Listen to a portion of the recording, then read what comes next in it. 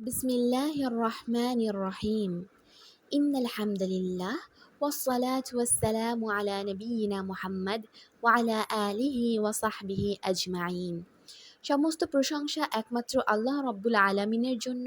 সলাত ও সালাম বর্ষিত হোক মুহাম্মদ সাল্লাল্লাহু আলাইহি ওয়াসাল্লামের প্রতি ও তার পরিবার পরিজন ও সাহাবাগণের প্রতি। ইনশাআল্লাহ তাআলা আজকে আমাদের প্রথম ক্লাসে আমরা জানব মাখরাজ সম্পর্কে।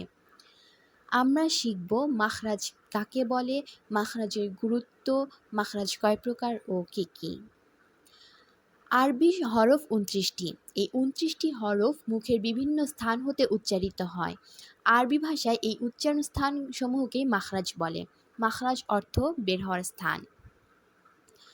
কোরআনুল কারীম সাহিহ, শুদ্ধ এবং সুন্দরভাবে তেলাওয়াত করতে হলে আমাদেরকে সর্বপ্রথম মাখরাজ সম্পর্কে শিখতে হবে। কারণ আরবি হরফসমূহের ভুল উচ্চারণের কারণে অনেক সময় শুধু অর্থের পরিবর্তনই না, অনেক ক্ষেত্রে অর্থের বিকৃতিও ঘটে থাকে। তাই মাখরাজ সম্পর্কে শিক্ষা অর্জন করাটা অত্যন্ত গুরুত্বপূর্ণ।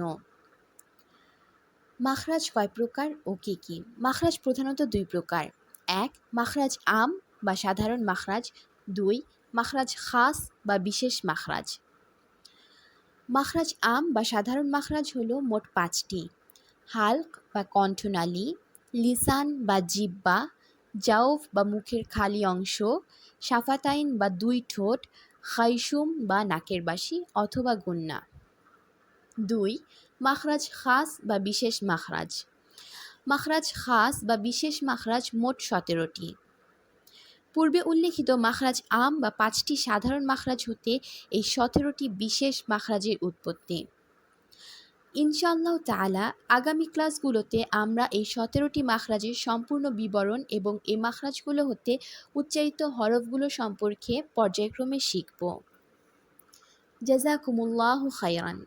আল্লাহ রব্বুল আলামিন আপনাদের সকলের জন্য কোরআনুল কারীমের শিক্ষা অর্জনকে সহজ করে দেন। আল্লাহ রব্বুল আলামিন আমাদের সকলকে তৌফিক দান করেন, আমরা যেন কোরআনুল কারীমকে সাহিহ, শুদ্ধ এবং সুন্দরভাবে তেলাওয়াত করা শিখতে পারি এবং এর থেকে জ্ঞান অর্জন করে সেই অর্জিত জ্ঞানকে আমাদের দৈনন্দিন জীবনে প্রয়োগ করতে পারি। আসসালামু আলাইকুম ওয়া রাহমাতুল্লাহি ওয়া বারাকাতুহু।